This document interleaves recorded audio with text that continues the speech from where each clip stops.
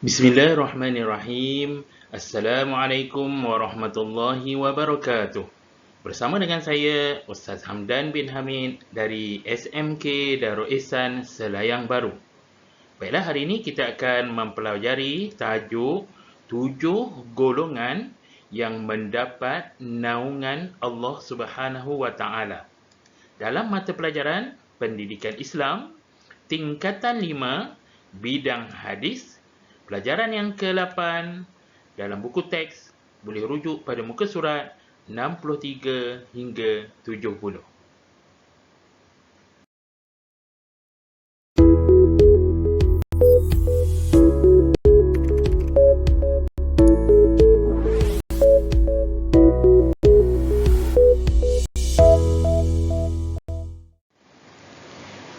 Objektif pembelajaran yang pertama, membaca hadis dengan betul. Yang kedua, menyatakan maksud hadis. Yang ketiga, menerangkan 7 golongan yang mendapat naungan Allah Subhanahu wa Ta'ala. Dan yang keempat, merumuskan pengajaran hadis.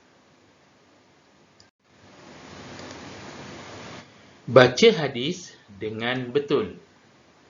Bismillahirrahmanirrahim. An Abi Hurairah radhiyallahu anhu anin Nabi sallallahu alaihi wasallam qala sab'atun yuzilluhumullahu fi zillihi yawma la zilla illa zilluh al-imamul adil wa syabun nasha'a fi ibadati rabbih wa rajulun qalbuhu mu'allakun fil masajid wa rajulani tahabba fillahi ijtama'a alayhi wa tafarraqa alayhi wa rajulun talabathu imra'atun dhatu mansibin wa jamalin faqala inni akhafu Allah wa rajulun tasaddaqa akhfa hatta la ta'lama shimaluhu ma tunfiqu yaminuhu wa rajulun dzakara Allahu khaliyan fafadat 'ainah muttafaqun alaih. Yang kedua, baca hadis dengan betul dan fahami maksudnya. Sab'atun yuzilluhumullahu fi zillih. Maksudnya 7 golongan manusia yang mendapat naungan Allah Subhanahu wa Ta'ala.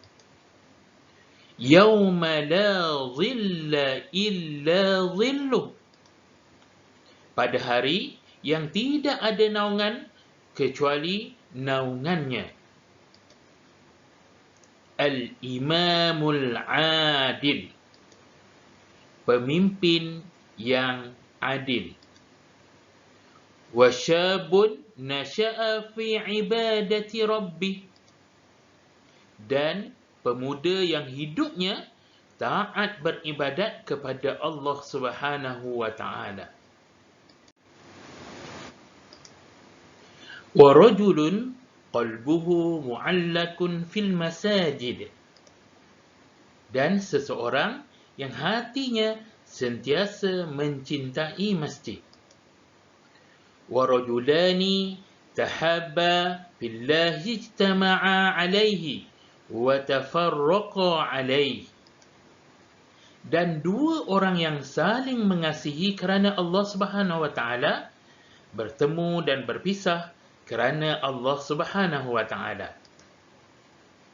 Wa rajulun talabathu imra'atun dhatu mansibin wa jamalin.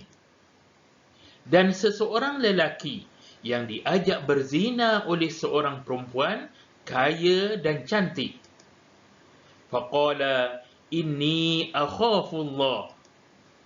Lalu dia menolak sambil berkata, aku takut pada Allah Subhanahu wa Ta'ala.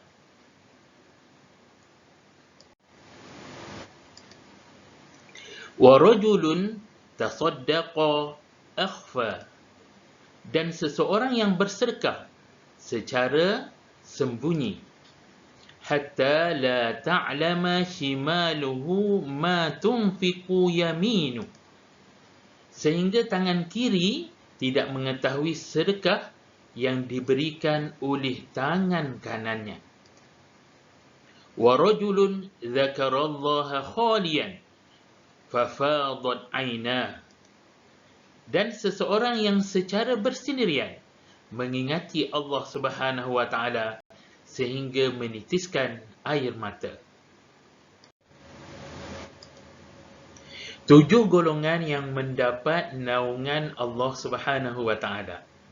Yang pertama, pemimpin yang adil.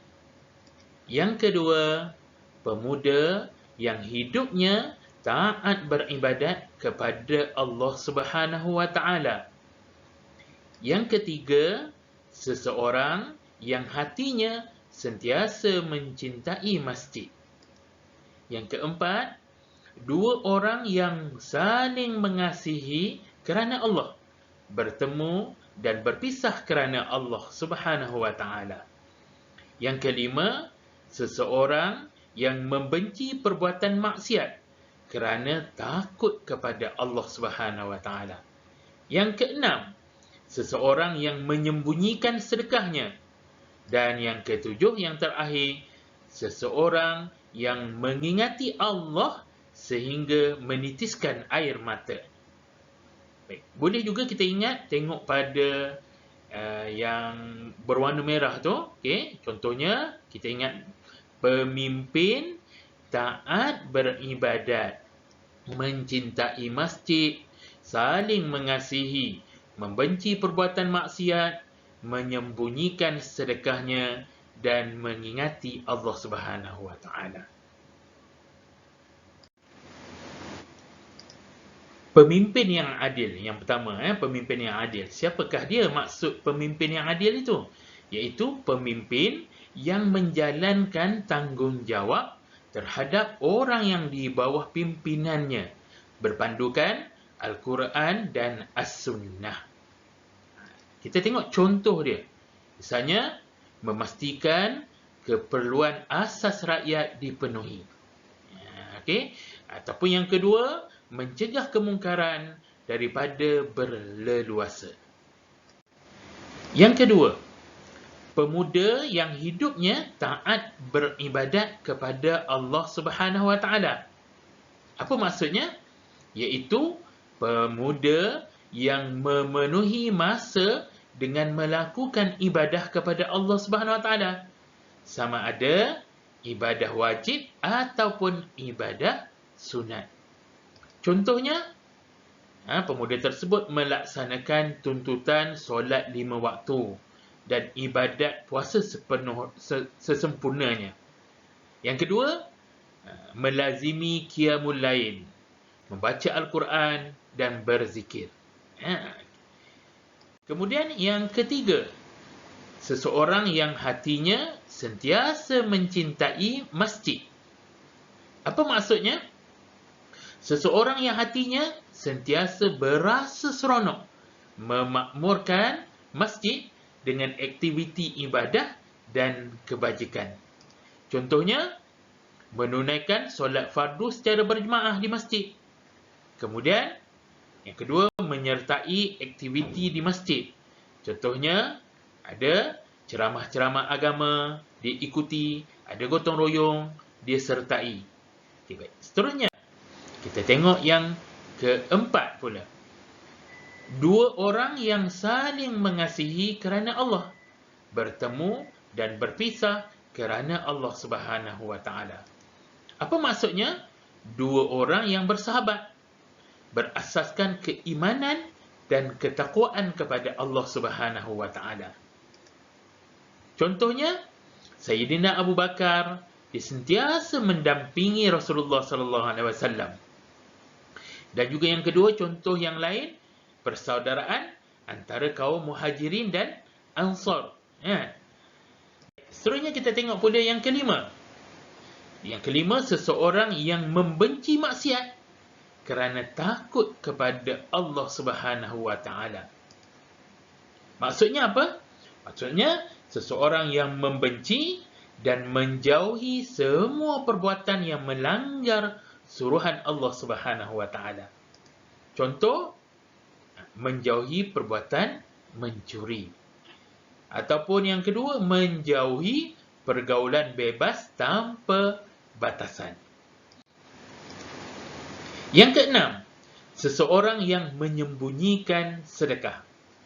Maksudnya, sesuatu pemberian yang bertujuan untuk mendekatkan diri kepada Allah Subhanahu Wa Taala semata-mata. Contoh, sumbangan keuangan perbankan dalam talian. Misalnya dimasukkan duit online, jadi orang tak tahu, kan? Yang kedua, contoh yang lain, mewakafkan tanah untuk pembinaan masjid. Dan yang ketujuh, seseorang yang mengingati Allah Subhanahu Wa Taala secara bersendirian sehingga menitiskan air matanya.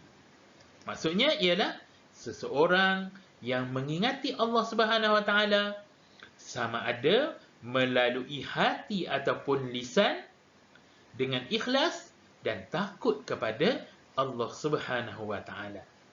Contohnya, beristighfar dengan mengharapkan keampunan Allah Subhanahu Wa Taala sehingga mengalir air mata mengenangkan dosa yang dilakukan.